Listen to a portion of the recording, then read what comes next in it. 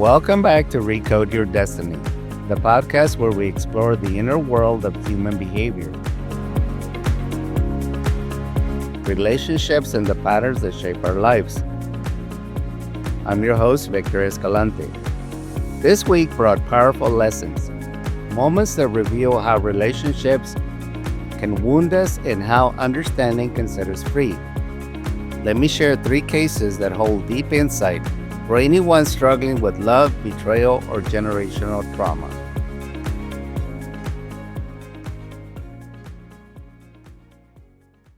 Case number 1, the woman who fell for a narcissist.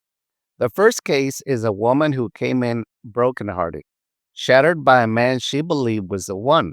Like so many who fall for narcissists, she personalized the experience, thinking his coldness and inconsistency were somehow her fault. But the truth was simple.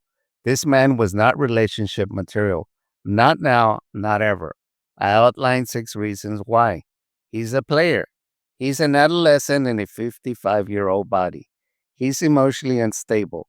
He's always chasing a fantasy woman who will magically complete him. He lives in magical thinking.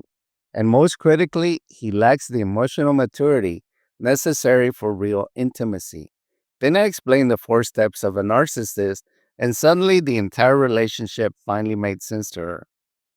Step number 1, they charm you and draw you in. Step number 2, they minimize you. Step number 3, they criticize you and reject you. And finally, they pull you back in. Once she understood this cycle, the spell broke. She stopped blaming herself. She reclaimed her dignity, and she walked out knowing the most important truth. She was never the problem. Case number 2, the betrayed husband. The second case was a husband devastated by his wife's betrayal. He already knew I had worked with her. She was the one who recommended he come see me.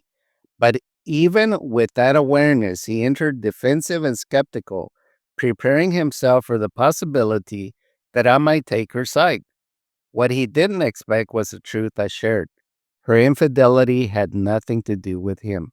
It wasn't because he wasn't good enough, attractive enough, or attentive enough.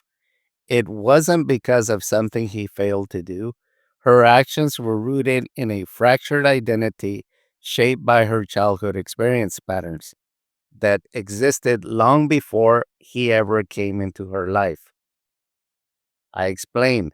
It wasn't a question of if she would be unfaithful, but when. Once she understood this, the shame evaporated, the self-doubt quieted, and the grief transformed into clarity.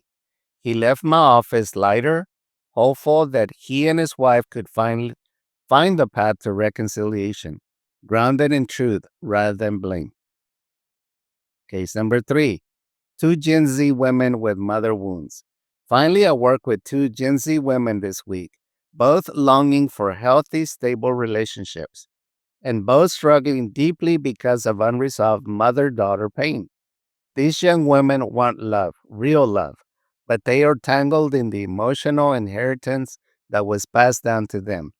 These are generational wounds that echo from mother to daughter, often silently. They are now doing the brave work of breaking the cycle, of healing the parts of themselves that were never nurtured, so their future relationships can flourish instead of repeat the past. My message to you, dear listener, is this. If you feel restless, disconnected, or unhappy in your relationship, take that as a sign. Don't ignore it. Don't bury it. And don't escape into something that will only create more pain. Get professional help. Your relationship deserves clarity. You deserve clarity. And to every parent listening, are you preparing your children to become emotionally mature adults capable of healthy relationships? Are you giving them the emotional vocabulary, the resilience, and the presence they need?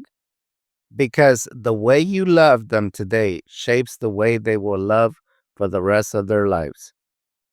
Thank you for joining me on this journey of insight, healing, and emotional truth. If today's episode resonated with you, share it with someone who needs clarity in their relationship. Until next time, remember, you hold the power. to rewrite your story and recode your destiny. So long, everyone. Have a great week.